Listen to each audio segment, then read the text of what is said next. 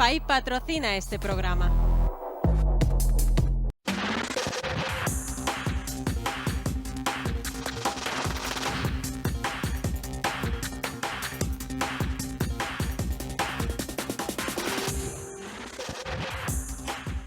Muy buenas y bienvenidos a La Campana, el programa de educación financiera con Alberto Chan, que os ayudará a mejorar vuestras finanzas. En el programa de hoy vamos a hablar de trading, vamos a hablar de traders, charla de traders, y vamos a hablar de los estilos de trading que existe. Al fin y al cabo, el inversor de bolsa o el trader, que al fin y al cabo es la profesión propia, existen diferentes estilos. Podemos poner un símil futbolístico como el delantero, el mediocampista, el defensa o el portero. Al fin y al cabo todos son futbolistas. Pues en el caso del trading exactamente igual.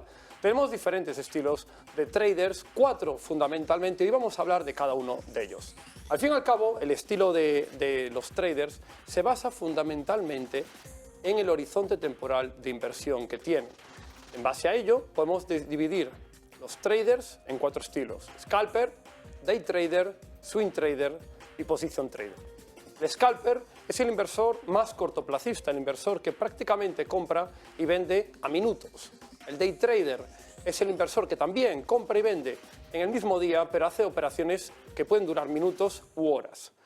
Luego, por otro lado, tenemos el swing trader, el inversor que entra y sale del mercado comprando acciones, divisas, materias primas, pero que mantiene las operaciones en torno a días o semanas. Y por último, tenemos el position trader, o de alguna manera más conocido como inversor más clasista de bolsa, que invierte para meses o años. En base a esos 4 estilos de trading vamos a debatir hoy, vamos a hablar de ventajas e inconvenientes, de mejoras u oportunidades que se puede tener en cada uno de ellos. Y para ello, hoy en esta charla de trading nos acompaña hoy John Higuerelo. Muy buenas, John. ¿Qué tal, Alberto? Muy buenas. Y también tenemos a Pedro Pinedo. Muy buenas, Pedro. Hola, Alberto. Muy buenas. Pues hoy nos acompañan, como os digo, 2 viejos amigos, también personales, 2 traders, y vamos a hablar hoy sobre, precisamente por ello, los estilos de trading. Bueno, John, en base a los estilos de trading que acabo de escribir, ¿cuál es, como repito, el que más se identifica, por ejemplo, con tu estilo de trading? Aunque, bueno, todos los que somos al fin y al cabo traders profesionales sabemos que todos hemos hecho de alguna manera todos los estilos, pero siempre hay alguno que de alguna manera hacemos mayoritariamente. Sí, después de probar, bueno, todos estos años siempre buscas y buscas, ¿no? Y pruebas a ver qué va contigo. Y al final a mí lo que me empezó a funcionar por mi estilo de vida, ¿no? Un poquito, es el intradía más pasado al swing trading. Porque no hay que hacer una cosa u otra, sino al final adaptar el trading a tu estilo. Y dejar operaciones también de largo plazo, de un día, 2 días, pues ya se podría considerar swing trading, y es lo que me siento más cómodo con ello. Es decir, que combinas de alguna manera el day trading con el swing trading. Exacto. ¿Qué considerarías que tiene de alguna manera ventaja? ¿Cuál es la principal ventaja que consideras que puede tener esa forma de operar sobre otros, como puede ser, por ejemplo, el scalping o el position trader? Bueno, por ejemplo, el scalping llama mucho la atención, ¿no? Cuando empiezas, porque quieres ganar dinero ya, pero al final hay mucho estrés, te comes también muchas cosas que van pasando durante el día en el mercado, noticias, es mucho más difícil. Hay pocas personas que puedan llegar a ser rentables si no cortan sus operaciones o tienen una meta diaria.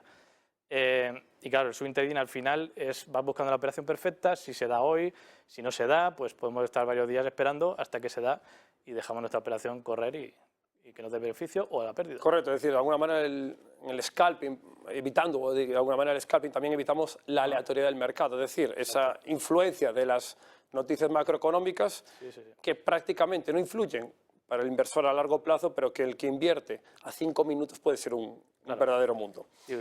Y respecto, Pedro, ¿cuál es tu estilo de trading principal o aquel que mayoritariamente haces? Bueno, en realidad yo tengo una variación a lo largo de los años en mi forma de operar en los mercados. Curiosamente empecé siendo un inversor de medio y largo plazo, y cuando hace ya 22 años me introduje en el mundo del trading más operativo, más activo, empecé con el scalping, ¿no? No terminé de identificarme, porque de alguna manera la filosofía de inversión que yo traía y sobre todo la metodología que luego diseñé, pues me fue llevando a desestresar el trading.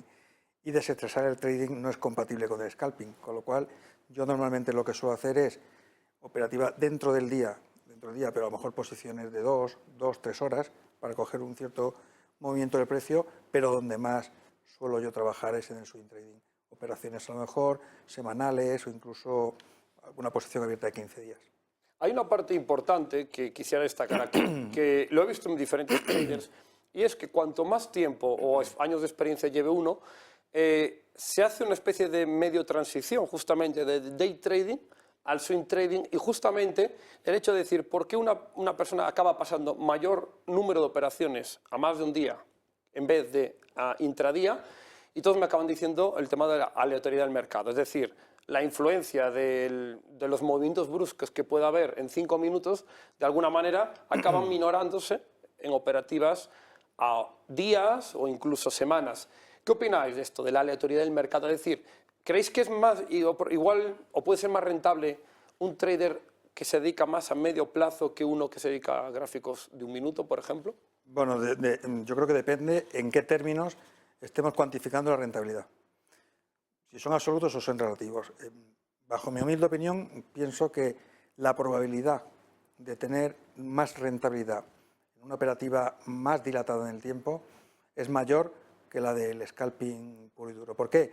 Porque lógicamente esa aleatoriedad, ese ruido del mercado, en muchos momentos condicionado por noticias muy puntuales, pues hacen que lo que es un análisis puro que tú puedas hacer aplicando técnicas que se defienden más en una temporalidad un poquito mayor, en el cortísimo plazo, pues muchas veces se destruyen por los movimientos tan erráticos que tiene el precio. Totalmente. ¿Yo? Al final es, cuanto más te pongas al mercado, más peligro hay. O sea, hay que saber muy bien elegir las posiciones, porque es lo que decimos, es como tirar una moneda del 50%, ¿no?, que te puede tocar cara o cruz, y si estás entrando, pues más probabilidad tienes de que te vengan las pérdidas.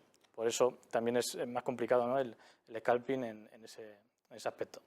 Y luego hay otra parte importante del trading, que al final muchas veces se habla, que es el concepto de ingresos pasivos. Al fin y al cabo, venimos comentando más en este programa de educación financiera que el ingreso pasivo no es más que ese ingreso que puede venir por poner a trabajar nuestro dinero. Es decir, yo compro unas acciones, esas acciones, si tienen una tendencia alcista, acaban subiendo, me acaban dando dividendo, y por el hecho de no estar yo físicamente trabajando por ello, puedo obtener beneficio. De alguna manera, el trading es el arte, como digo, de poner a trabajar nuestro dinero, pero en las inversiones. Pero muchas veces incluso se confunde el cortoplacismo, hablar de trading con ingreso pasivo, pero si nos vamos a la pura definición de lo que es un ingreso pasivo, decimos, es que un scalper o un day trader puro no tiene ingreso pasivo, porque deja de operar y deja de ingresar dinero. Entonces, ¿qué opináis sobre el tema de la relación entre ingresos pasivos y trading? Es decir, aunque a uno le guste, supongamos, ser scalper, ser day trader, ¿creéis que siempre debía tener algún tipo de operación en swing trader o position trader, como quien dice, de un remanente, para que ese dinero esté rentando? Es muy relativo eso también, porque yo conozco gente que hace scalping, por ejemplo, y es lo que te comentaba, que se ponen metas mensuales. Es decir, yo cada mes busco esta meta y al final es todo un compendio de todo el año, ¿no?, de todo el beneficio que van sacando. O sea que al final también tener esa presión de esos ingresos pasivos, ¿no?, como tener un sueldo o buscarlo también, es bastante difícil.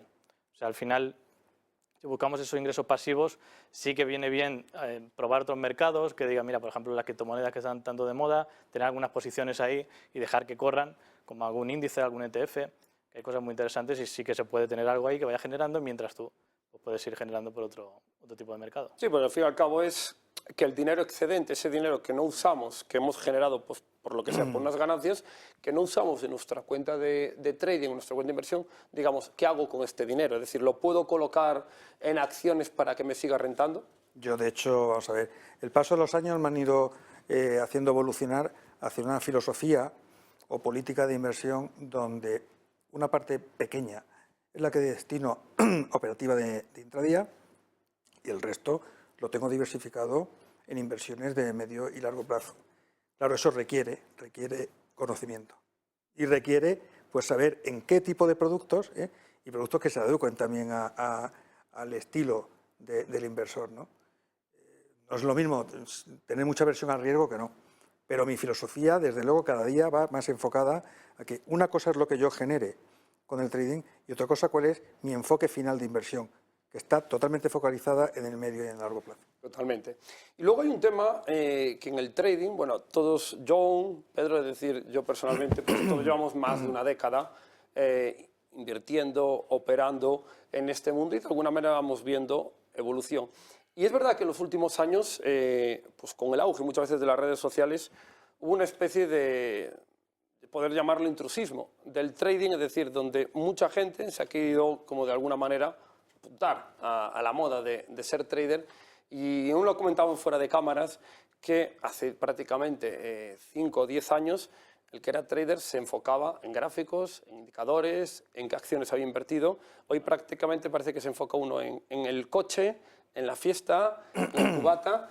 De hecho, me he encontrado incluso en redes sociales, llevándolo ya al extremo, gente con 18 años que tenía 20 de experiencia, hablando claramente. Entonces, ¿qué opináis de esto? Es decir, ahí de alguna manera ahora, de alguna manera esto ha llevado a que mucha gente que es pues con compra de redes sociales lleva a meterse en un intrusismo como puede haber cualquier otro tipo de profesión. Claro, al final es la fuente de ingreso del marketing esperanzador que le llamamos, que es decir a la gente que esto es muy fácil, claro, le pones un coche, le pones lo que tú dices, el cubata en la fiesta, en la playa y haciendo trading, pues ¿quién no te quiere comprar eso?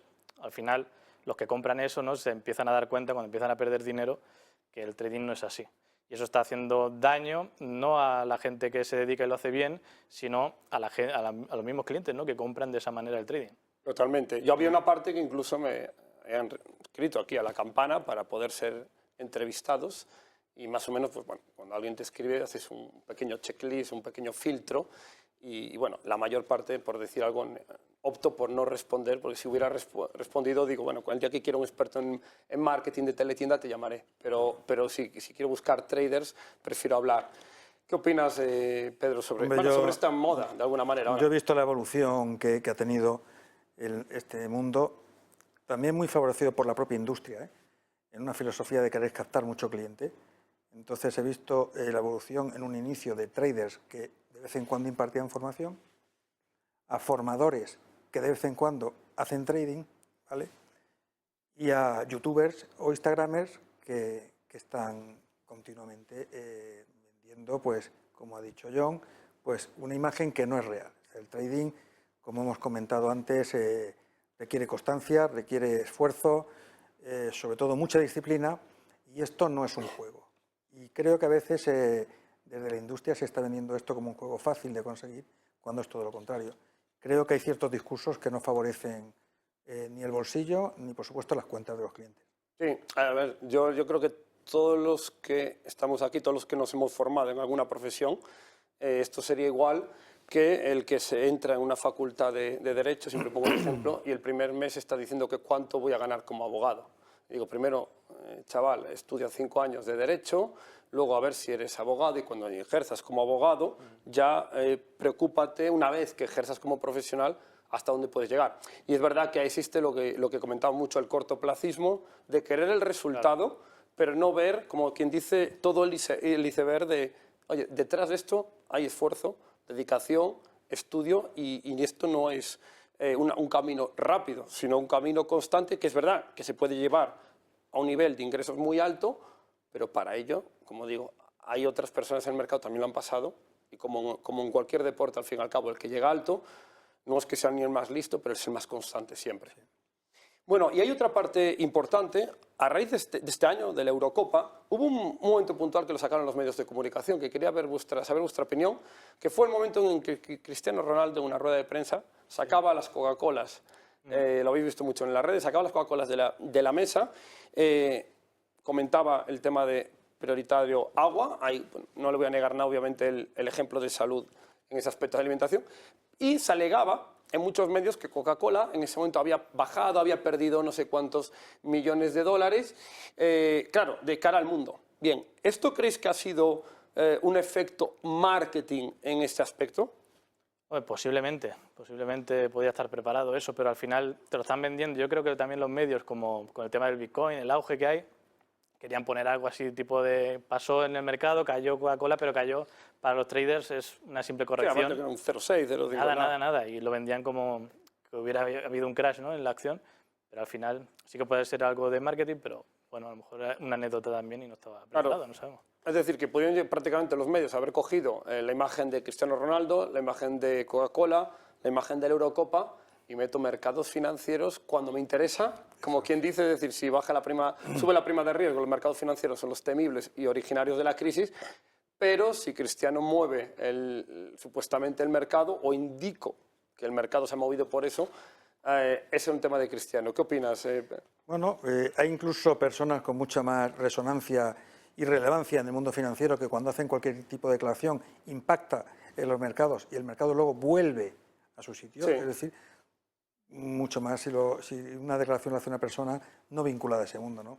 Con lo cual yo creo que eso esconde alguna campaña de marketing, no sé, enfocada Sí, encubierta, con qué intención, pero indudablemente es lo que decía John, es decir, el impacto que pueda tener, sobre todo cuando analizamos los mercados, es mínimo. Lo que pasa es que, claro, la resonancia es muy grande, pero... Y sobre todo cuando analizamos si Coca-Cola, pues prácticamente un día moverse un más o menos 1% no cambia nada, y ese día si se mueve más o menos 1 decimos es que está dentro, como llamamos los de la aleatoriedad del mercado, es decir, no ha cambiado que digamos, oye, se ha movido un 20% arriba abajo a raíz de eso. Exacto. Podemos Seguro ver- que dio muchos clics a los medios, o sea, Sí. que ahí se fue la... Sí, sí, a mí rentabilidad. me parece curioso justamente esa relación de que no haber hablado de eso y en ese momento que se empezara a salir a raíz de eso. Dije, bueno, Coca-Cola aquí se está preparando una publicidad encubierta, probablemente, no sabemos muy bien. Y luego hay otra parte, también a inicios de este año había otra noticia curiosa, no en la Eurocopa, pero sí en GameStop, la empresa de videojuegos que se había disparado en bolsa porque, de alguna manera, en un foro de bolsa americano se habían reunido muchos inversores pequeños a la hora de decir, bueno, vamos a comprar GameStop.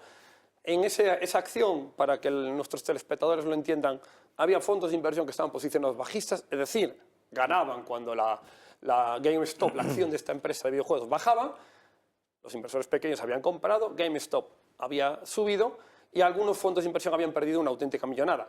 Y aquí, que esto podía parecer un hecho aislado, personalmente me habían entrevistado en muchos medios comentando si esto iba a ser un auge, si de alguna manera el pez pequeño se iba a comer al grande. Yo desde mi primer momento le dije, no, mira, esto es una cosa curiosa, que va a quedar como anécdota, pero las reglas del juego a Wall Street no le molestes porque se explica que cuando Wall Street estornuda, Europa se resfría. Pasaba hace 100 años y pasa ahora. Pedro. Bueno, salvando las distancias y el propio concepto operativo de lo que ocurrió con GameStop, vivimos hace 20 años lo que ocurrió con Terra aquí en España. ¿Sí? Y cuando se estaba generando la burbuja y todo el mundo comprando, ya sabemos quiénes estaban distribuyendo. Por lo tanto, de alguna manera, esto puede ser también una cosa puntual, una jugada en un momento determinado, pero que luego el hecho ha demostrado que el valor ha vuelto donde tenía que estar. Sí. Es decir, Que es insostenible, vamos. es que no tiene ni pie ni cabeza. Lo que pasa es que, claro, el sensacionalismo no tiene puertas. Totalmente. ¿Cómo viste, John, el tema de GameStop? No sé si es curioso, ¿no? Por cómo también pueden mover la gente, ¿no? Un foro, creo que era de Reddit, que hay 10 millones de usuarios ahí, y poniéndose de acuerdo cómo pueden mover algo, pero al final es lo que decimos, ¿no? Gente que estaba comprando arriba, al final había gente perdiendo mucho dinero, ganaban 4 o 5, ¿no? O bastante gente, pero muchos de ellos perdían al final, o sea que son anécdotas y si te sale bien, bien, es como apostar.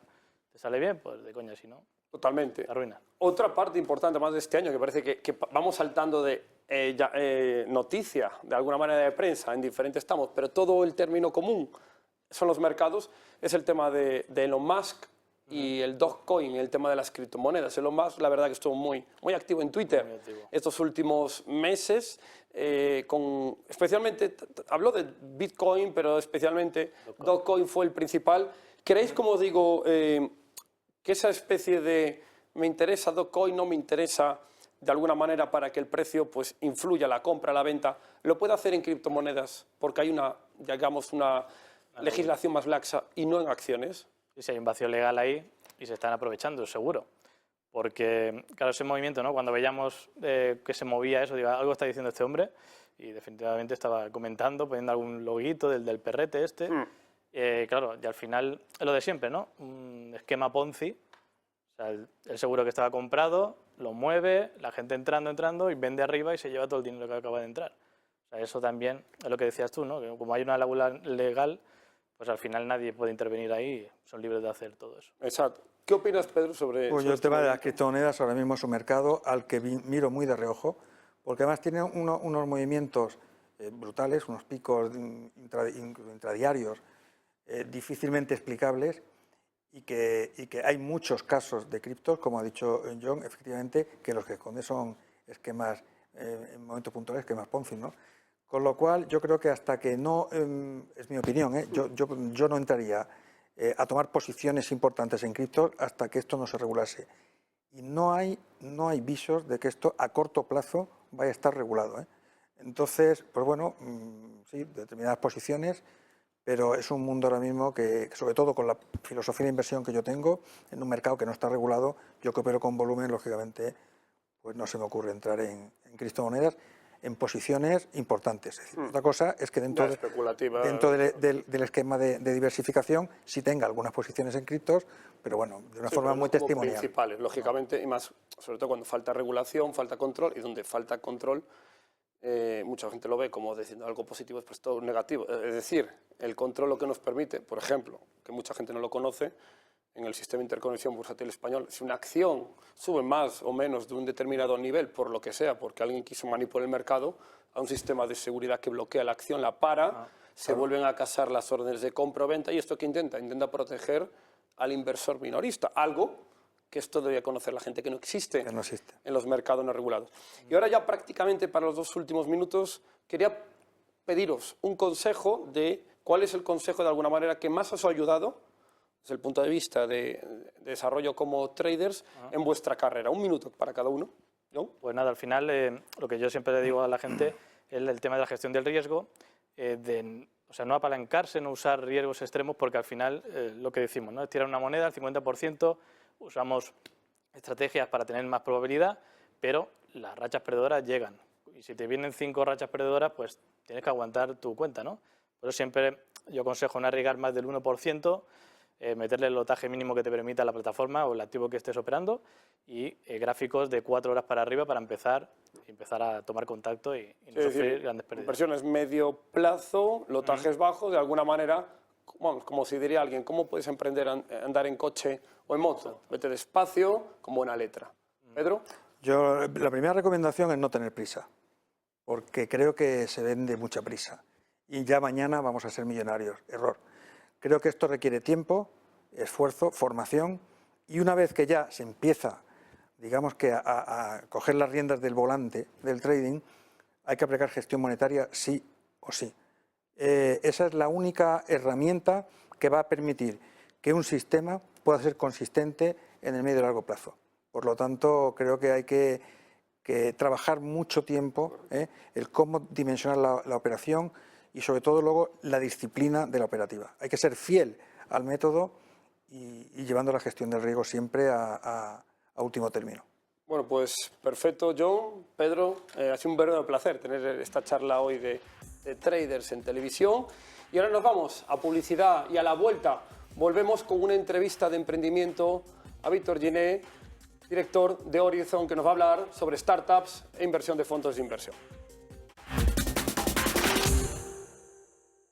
Elimina el ruido de las demás redes sociales y céntrate en tu trading. Bullfy es la primera red social y de noticias exclusivamente de trading para que el mundo de las inversiones y la tecnología te hagan la vida más fácil. Antes había que comprobar constantemente varias aplicaciones para controlar los precios, las noticias, ver análisis, acceder a los mejores cursos formativos homologados, interactuar con las comunidades y aprender. Ahora todo el trading se concentra en la única app de trading que necesitas, porque con Bullfy hacer trading será mucho más cómodo.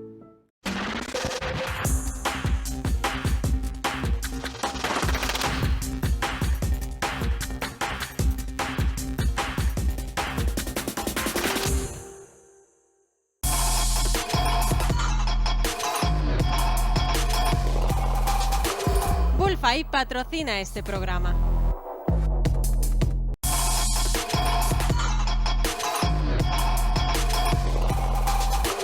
Bullfy patrocina este programa.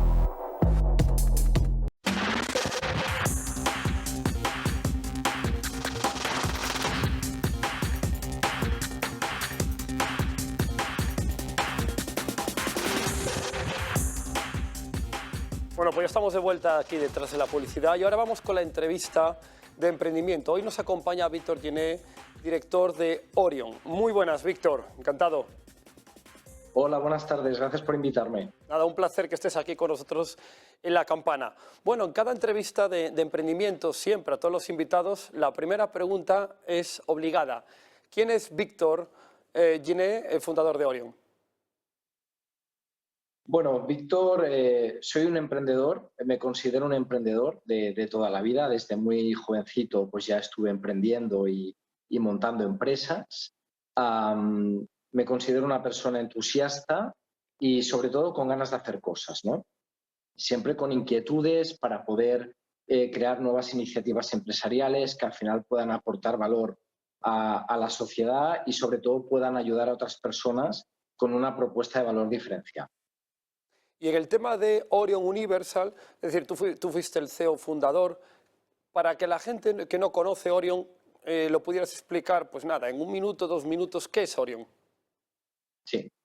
Sí, Orion es una compañía que básicamente hemos creado un ecosistema de innovación donde nuestra misión y nuestro objetivo es vincular el mundo de las startups y de los emprendedores con el mundo de las medianas y grandes corporaciones, ¿vale? Entendemos que son dos mundos que se necesitan el uno al otro y, por un lado, a la mediana y gran corporación le ayudamos a innovar, le ayudamos a identificar oportunidades de negocio a través de las startups y a los emprendedores y a las startups tratamos de acompañarle en el camino y en el proceso de maduración del proyecto, ofreciéndole un servicio 360 en lo que sería el back office, ¿no? Que el emprendedor se centre en el negocio y en el día a día del negocio y nosotros rodearle de un equipo profesional para acompañarlo, dijéramos, en el proceso de maduración de su proyecto. Además, invirtiéndole en su startup, ¿no? Aportando capital y aportando trabajo y acompañamiento.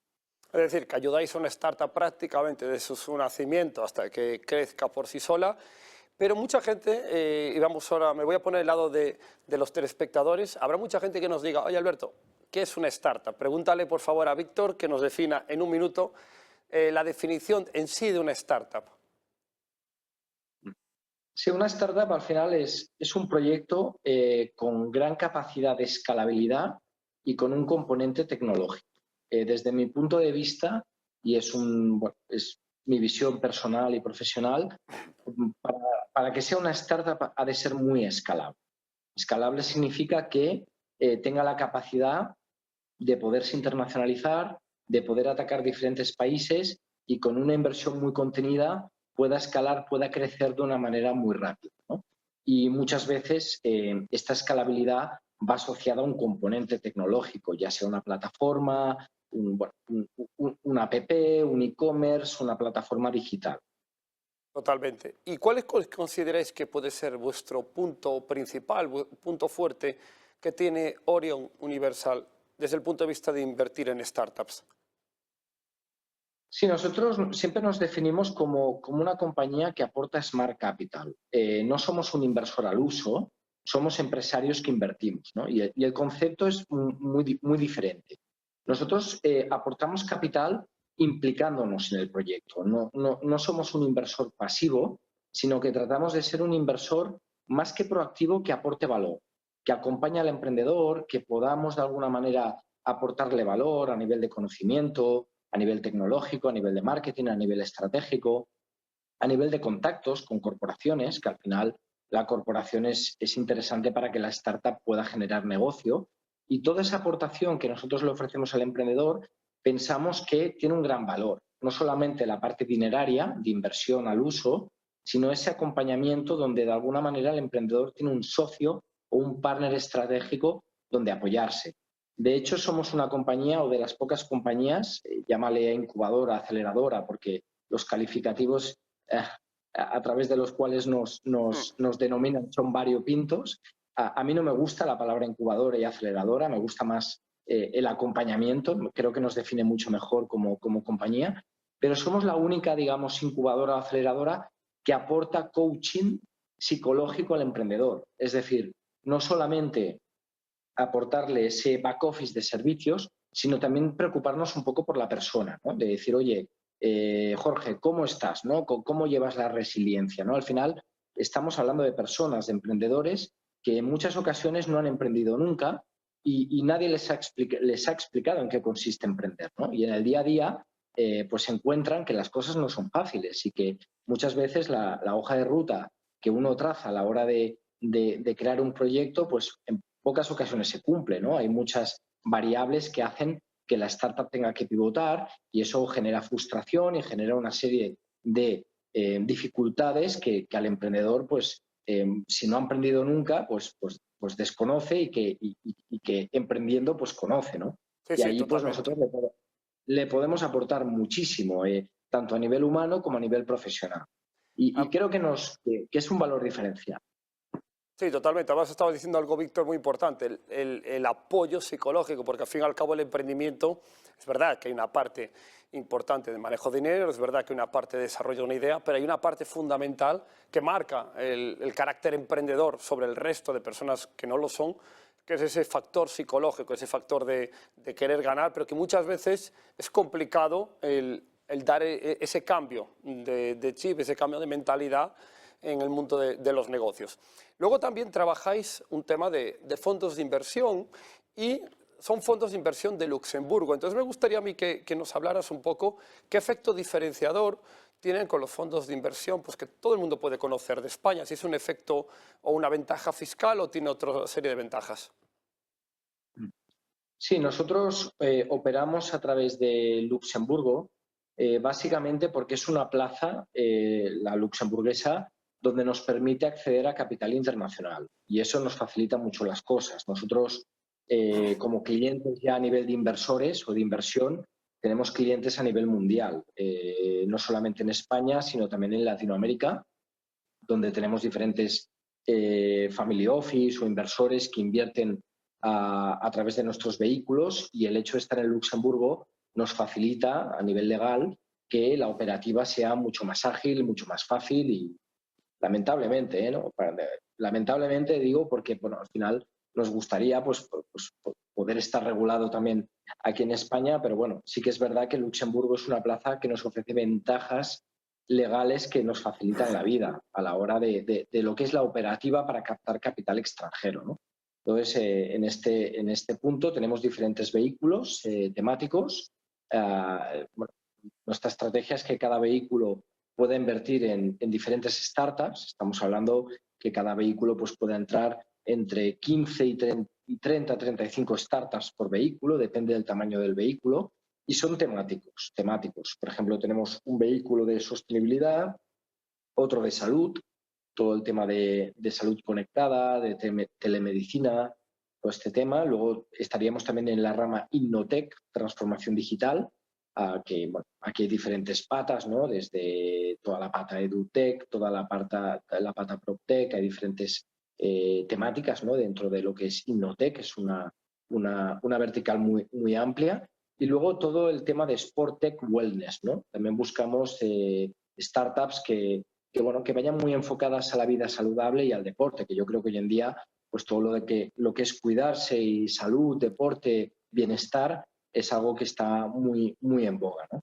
Y Totalmente. básicamente operamos así, invirtiendo a través de estos vehículos con family office o con inversores directos también particulares, donde lo que hacemos es diversificar. Entramos en muchísimas operaciones con el objetivo de aminorar el riesgo, ¿no? Al final estamos hablando de capital riesgo, que ya la palabra lo define, es una inversión de riesgo, pero bien diversificada y con una buena selección de proyectos y con un buen acompañamiento, que es el modelo que nosotros proponemos desde Orion, ese riesgo aminora de una manera considerable. Si además añadimos que estas startups siempre tratamos de conectarlas con medianas y grandes corporaciones, que para mí es clave, al final una mediana o gran corporación te puede aportar mercado a la startup y eso es estratégicamente interesantísimo para que podamos facturar y para que el modelo podamos validarlo rápidamente a través del know-how de la mediana y gran corporación.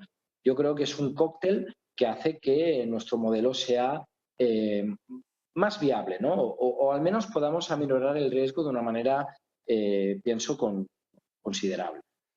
Y en cuanto a la inversión en startups, aunque hay varias variables, obviamente, que os podéis fijar, ¿cuál es aquella que podéis considerar principal que buscáis de alguna manera de filtro, de decir, bueno, una startup para que Orion invierta en ella tiene que tener por lo menos esta condición?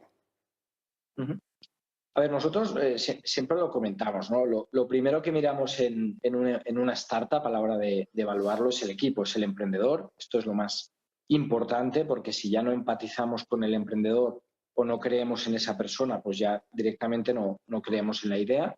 Por tanto, el primer factor determinante es el emprendedor, y miramos mucho esa parte de psicológica que te comentaba, ¿no? Si esa persona cuando se tira a la piscina será capaz de nadar. Es importantísimo, ¿no? Porque que tenga la capacidad psicológica y con un compromiso adecuado para que esta persona no abandone, ¿no? el emprendimiento. Para mí esta pata es clave, ¿no? Luego hablaríamos del producto. Miramos mucho lo que sería el sector, que realmente el sector nos encaje, y luego qué competencia hay, ¿no? Qué nicho de mercado ese producto está abarcando, ¿no? Para ver si realmente hay un nicho de mercado claro para nosotros y realmente encaja con nuestra tesis de inversión y con nuestra política de inversión. Luego te diría el modelo de negocio. Buscamos sobre todo que haya un modelo de negocio claro, ¿no?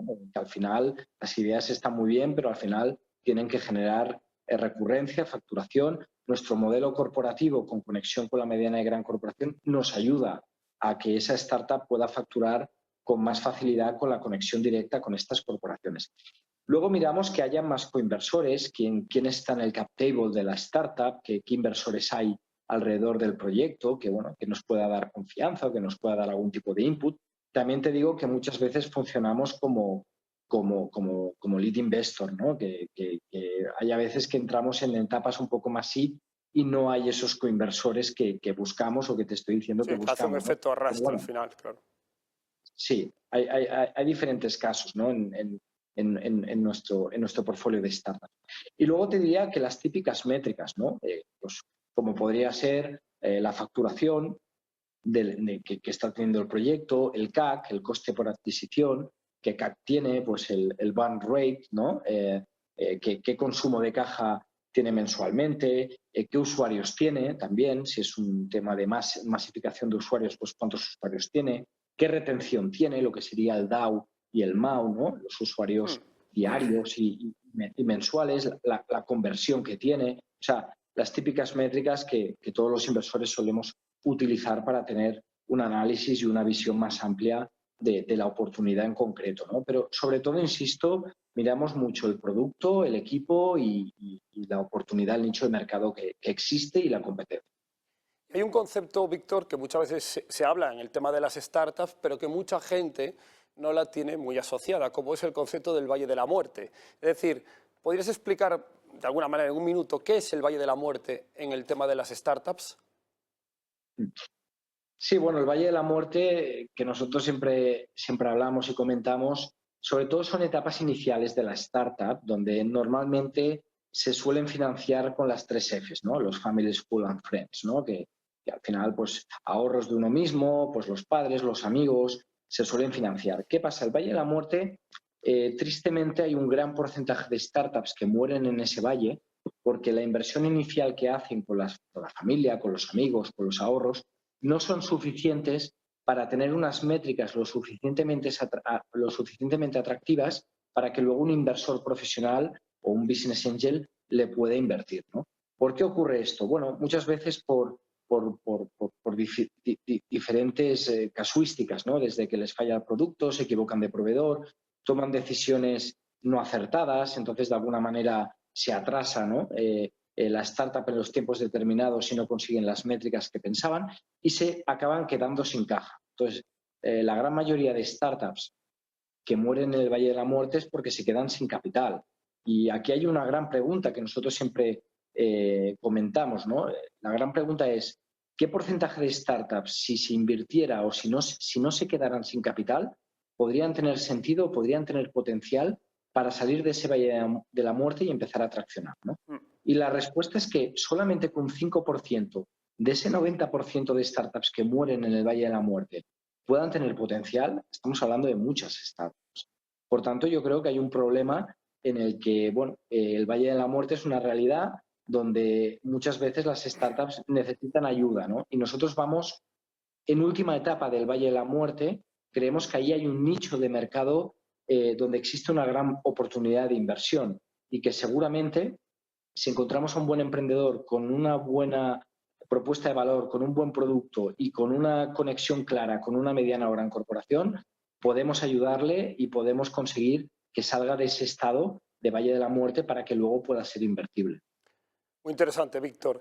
Y de cara a los consejos, es decir, en base a tu experiencia en startups, en fondos de inversión, ¿qué consejo darías para cerrar esa entrevista a los emprendedores que están en una startup, que están en esas etapas iniciales y que muchas veces, bueno, pues piden de alguna manera o quieren ser orientados por personas que ya conocen perfectamente las startups? Bueno, yo les daría un consejo que es lo que nos solemos encontrar en muchos casos y en muchos proyectos de emprendimiento, ¿no? Que vayan a un producto mínimo viable lo más lean posible, ¿no? La filosofía Lean Startup. Muchas veces el emprendedor comete el error que quiere el gran producto, ¿no? Y se gasta y se enfoca e invierte mucho capital en tener un gran producto, ¿no? Y creo que eso es un error. Creo que tienen que ser conscientes que el Ferrari, que nosotros solemos decir, ya llegará, ya tendrás el Ferrari, pero inicialmente puedes salir al mercado con un producto más sencillo, con un coste más accesible y realmente ir más a traccionar, a validar ese MVP, a validar ese producto mínimo viable con el mercado, empezar a generar esas métricas, porque al final ese clic entre ser invertible o no ser invertible es un tema de métricas y muchas veces con un mínimo producto viable ya puedes conseguir unas métricas interesantes para que un inversor o un business angel pueda aportar o pueda apoyar o invertir en tu proyecto. Entonces, mi consejo es ese, filosofía Lean Startup, mínimo producto viable, gestionar muy bien los recursos, sobre todo si vamos financiados con las 3 Fs, que al final es un recurso limitado, y focalizarnos mucho a buscar esa métrica para luego poder conseguir que un business angel o con una compañía como puede ser Orion, otras compañías incubadoras o aceleradoras que te puedan invertir, pues acaben invirtiendo en tu proyecto y puedas ser respaldado financieramente fuera de las 3 Fs. Bueno, pues Víctor, un verdadero placer tenerte hoy aquí con nosotros en La Campana, hablando de startups, hablando de fondos de inversión. Te deseamos lo mejor y muchos éxitos. Muy bien, muchas gracias por la invitación y gracias. Un placer. Y bueno, para todos vosotros, hoy nos cerramos con una reflexión. Muchas veces a lo largo de nuestra carrera profesional nos ha vendido el éxito como una relación directamente de obtener dinero, olvidándose del sistema, de alguna manera educativo, de que el éxito financiero, el éxito personal es la combinación entre obtener dinero en algo que nos apasiona, pero sobre todo tener tiempo para nuestra familia, tiempo para nuestros hijos, tiempo para nuestro ocio. Porque al fin y al cabo, no os olvidéis, el dinero es importante, pero el más importante es saber obtenerlo dedicándole el menor tiempo posible de nuestra vida. Porque al fin y al cabo la felicidad se obtiene obteniendo no bienes y acumulando coches, sino obteniendo y viviendo momentos que al fin y al cabo serán recuerdos. Muchísimas gracias a todos por vuestra asistencia y nos vemos en el próximo capítulo de La Campana Educación Financiera con Alberto Chan. Un saludo.